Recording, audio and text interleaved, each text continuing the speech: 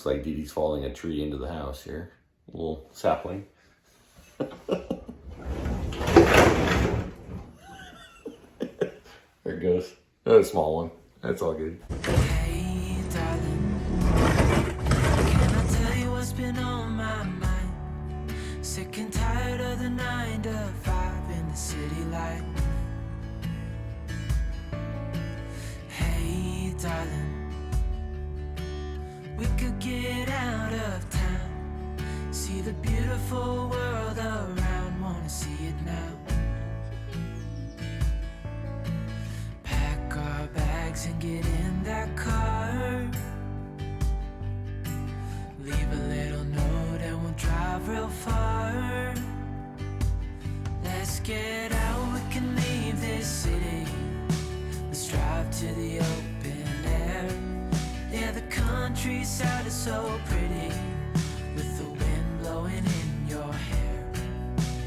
We can look back someday, baby, don't you understand that we only get one life? I wanna make it count, honey, come on now and take my hand.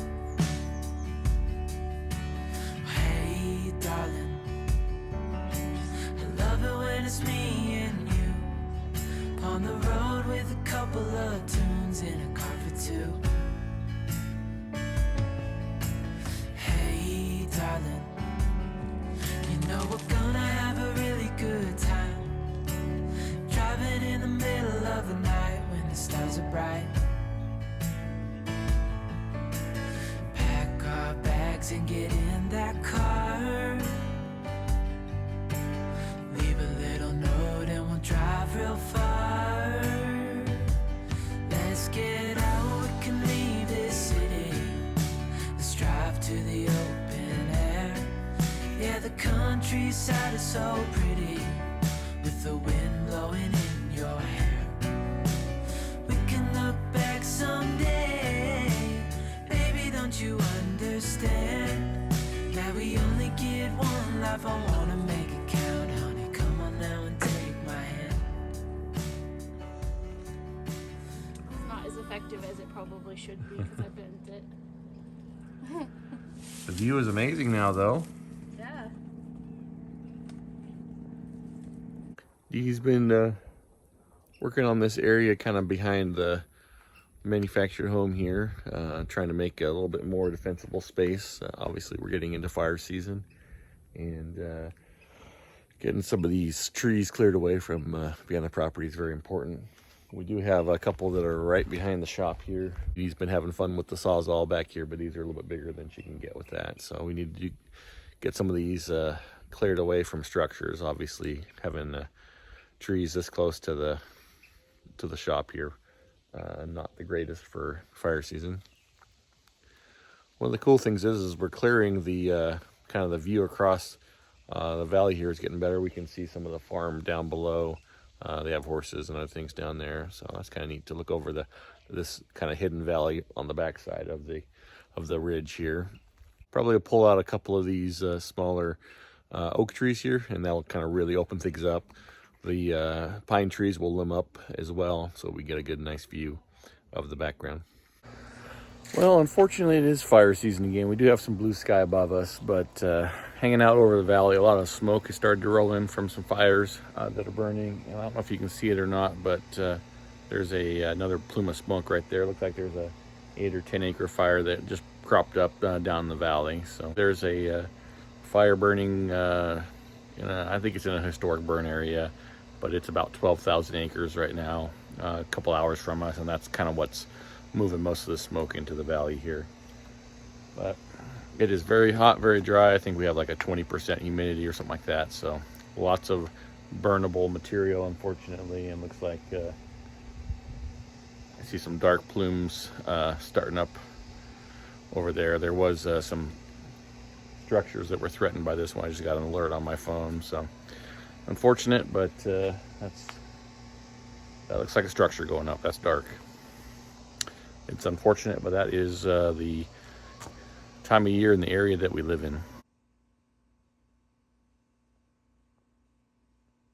Fire season is upon us again. Probably not a great thing that we have some trees growing right up against the back of the shop here. Same thing right up against the back of the house. We really need to get some defensible fire space cleared next to the house here. We do live on a hill. Fire likes to run uphill, so they could potentially run very quickly up the hill towards this property if something started down in the valley below us. So super important we get some stuff cleared. We are getting late in the season and we're having fires pop up. We're early enough in the day we can still run a saw and stuff. I'm gonna run my little battery chainsaw anyways, just in case. But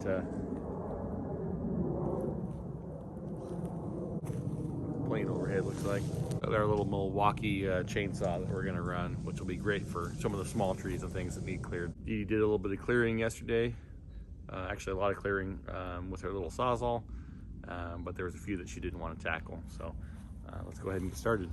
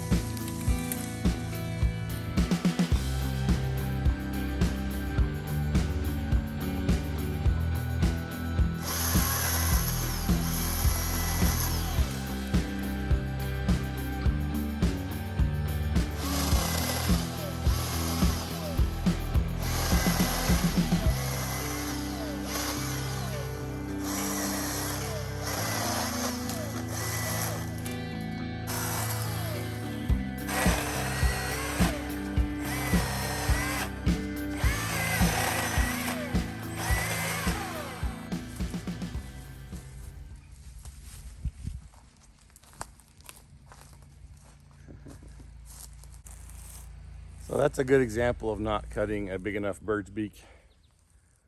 So as that tree starts to go over, it should be already falling by the time that bird's beak closes. So I did not cut a big enough one on that. So as it starts to fall, catches, gets hung up right there. And now you've got a much more dangerous situation now. This is a little bitty tree.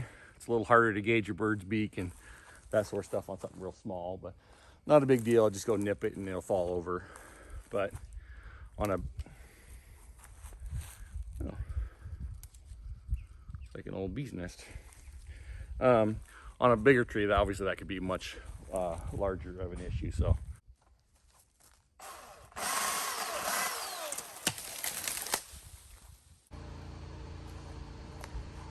Even in a small tree like this, there's actually a lot of spring energy that's still in this tree. So a lot of times when I'm cutting a branch that's under load, I'll actually tickle it from a couple different angles just to see where that spring tension is. And that way I don't get my saw too deep in there and then I'm getting it stuck, right? A lot of times what I'll do is I'll come in from the bottom and I'll cut up into it, kind of see where the spring tension's at, and then I'll come back and finish it from the top and it'll let loose. But,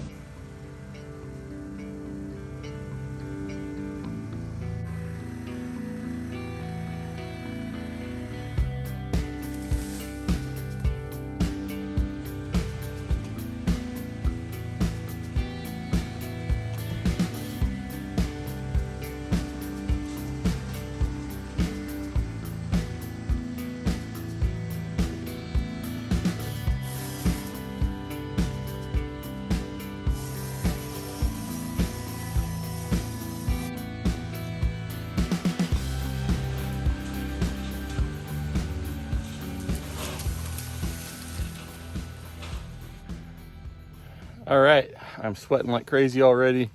We're hitting our 10 o'clock saw curfew, but got a bunch of stuff cut down, starting to get limbed up. But we're gonna have to call it for the day. We'll keep at this, try and get up early in the mornings and get chipping away at some of this brush clearing before our cutoff. So, all right, I think that's gonna do it for today. Thanks so much for joining us. Hope you guys have a great one. See ya.